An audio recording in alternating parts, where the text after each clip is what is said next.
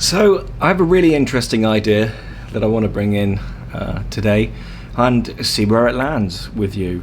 Essentially, we're going to look at loving, or the question might be, can we love from uncertainty?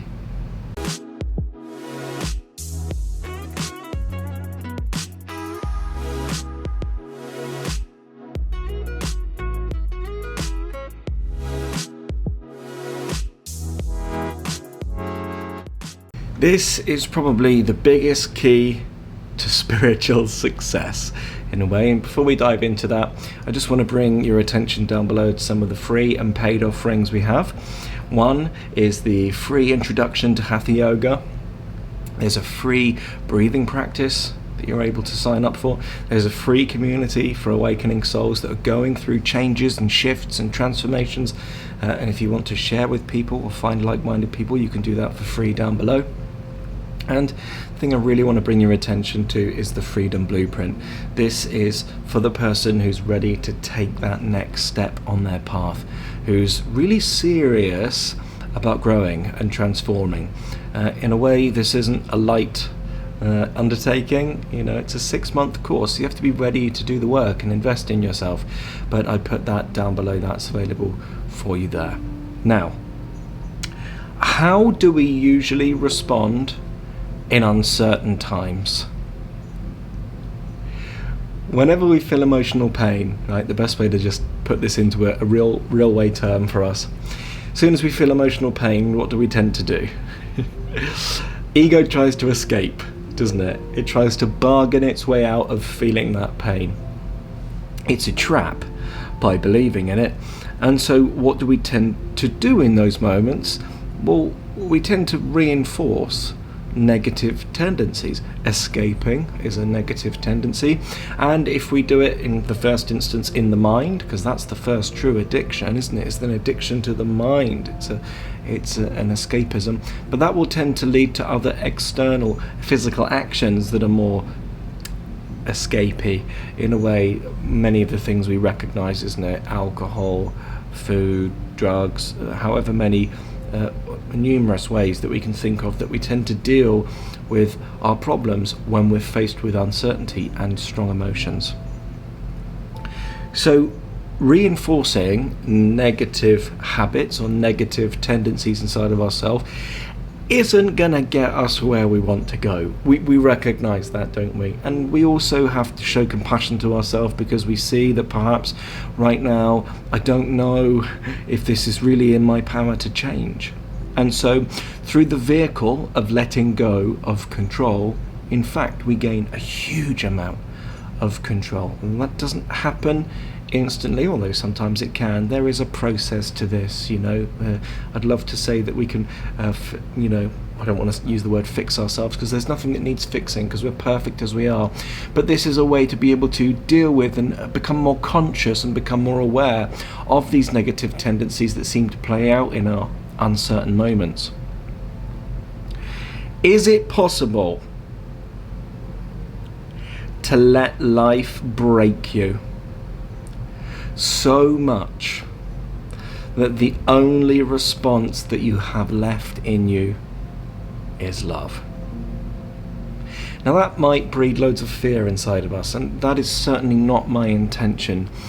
But in a way, we're going headstrong into life in a direction that we think we want, but that actually we really don't want. We don't want to control our life in that way, in a headstrong way. That's not living. That's more akin to death. And in fact, to believe the ego and then act out from ego is to identify with death. Why? Well, because ego is temporary, comes and goes. Anything that's temporary, that comes and goes, is akin to death, isn't it? If we're identifying with that which comes and goes, then we're identifying with that which dies. And this, I would say, is a very, very risky investment. So, when all is said and done, we know that this body comes and goes. It happens in sleep, right? Our ability to experience this phenomenal physical world leaves us, because that can only happen through the vehicle of the body, seemingly. So if this expression of me is finite, and I know that it has an end date, and I know that I didn't create it, then therefore what are my options? We recognize, isn't it, our free will is how we respond to life. We might say my free will is my actions, because that's a response to life, but it isn't. I mean, it is a response to life, but it's not our free will, not in the most fundamental way. The only thing we can truly control in this life is our response. That's an internal process, and I know it's free will because I can freely do it in an unlimited way. I can respond to life however I damn well please. Can I do whatever actions I want?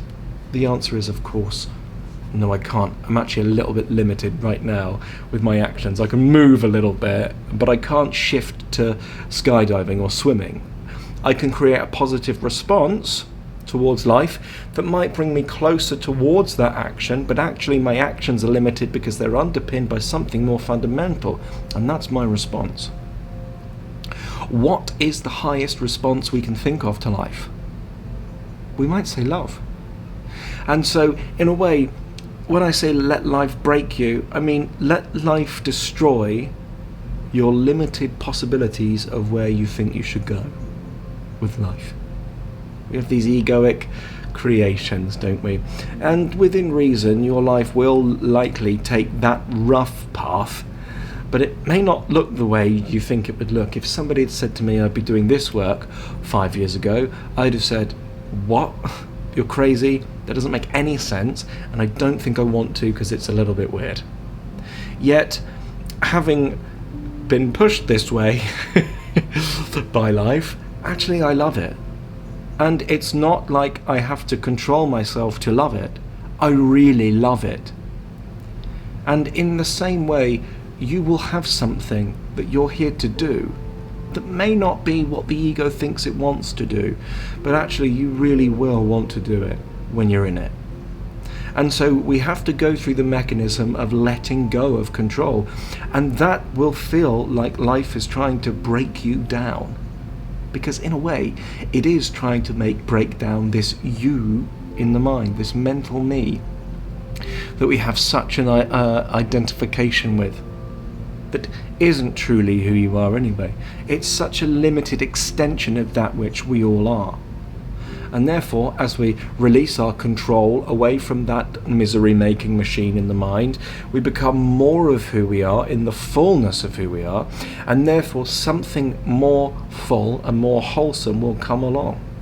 Is that a journey of trial and tribulation? Well, from the mind's perspective, yes. But from spirit's perspective, absolutely not. It's a joy. And as we become more of that spirit embodied in form, then we begin to recognize, actually, it's in my benefit to love this life. Why? Because it's finite and sacred. And seemingly, in my loving of it, I open up more possibility and more propensity for me to love. And love feels great. But it all starts with loving in uncertainty. In those uncertain moments where we're not sure where life's going to take us. What do we know? Let's take this back to first principle thinking. What do I know about this life? I know that it's finite. At least this body is. And therefore, can I love it fully and completely, even the parts of it that I tend to reject? Can I love this life because it's the path for me? I am the path for me in the same way that you are the path for you. And so can you love it? Because what other choice do you have? Of course, your free will tells you can respond to life however you like. But is it in your best interest to respond with fear? Remember, it's not what happens in this life that matters. It's how you respond to it. Especially because the more love that you can respond to life with, seemingly, life allows more love in. More things to love, more things to enjoy, that you really will bloomin' enjoy. Sometimes we think, oh my God, life's leading me down a path that I'm not going to love. And it might seem that way to the mind, but the mind has no idea where this is going. So best to drop it, isn't it? And just love every experience that we're having as we're on our way to where we want to be, to a more wholesome, powerful version of ourselves. So, with that all said, here's to love. Have a great day. Namaste.